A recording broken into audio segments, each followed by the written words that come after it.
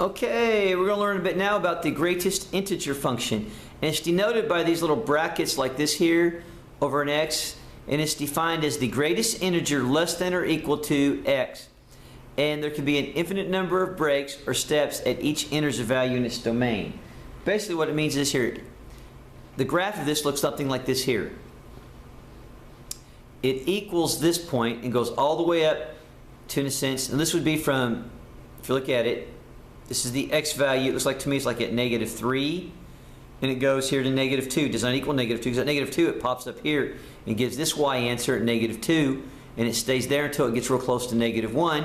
Then it pops up to right here. It can be -1. The answer is -1, all the way close to 0, and then it pops up to 0, and you can see how it goes. It is equal to it at the smaller mark, not the one it gets to. That's the open end. Equals it here, does not equal it there at that point. So, the domain for this, well, look at it, as you look at this right here, is simply, if this was to keep going, it would be from -infinity all the way to infinity, because when you reach this point here, yeah, even at -2 you have an answer, but it just pops up to here. The range is a little bit different. It's the set of integers, because we have no fraction answers.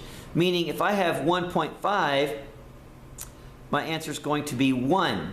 Because what's the greatest integer up to 1.5?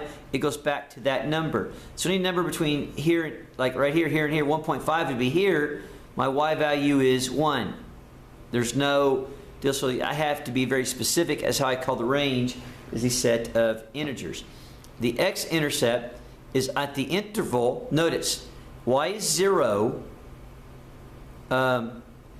when x is 0 all the way up to 1. But it can equal 0 and has that value, but when x reaches 1, it now pops up to there. So that's the interval there. But the y-intercept only occurs when x is 0 at the point 0, 0. And notice one says at the interval from there to there. This one is actually just at that particular point 0, 0. All right? And it's remember this, they're only consecutive integers, so you can have no fraction answers here.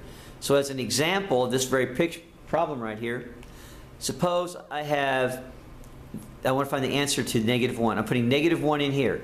What's the greatest integer I can have less than or equal to -1? Well, it can't be larger. That's just simply going to be -1. All right? Now here's a better example. 1/10. What is the greatest integer less than or equal to 1/10? Well, it can't be 1/10, but what's the biggest integer less than 1/10? Well, that would be 0. Okay? Because if I was at 1/10, I'd be like right there, meaning the y value is 0. So what about at 1.5? Well, I can go all the way at 1.5 would be right here, and I kind of talked about this earlier. What's the y value right there? And that is 1. That means it's the largest integer. That's what this is saying. What this is saying is this: I can only have integer answers. So I can take the largest integer up into that point. So it's only those things smaller than what is actually there, the integer. And if it equals at -1, I can actually put it in there. So if it actually is an integer, that's the integer that counts.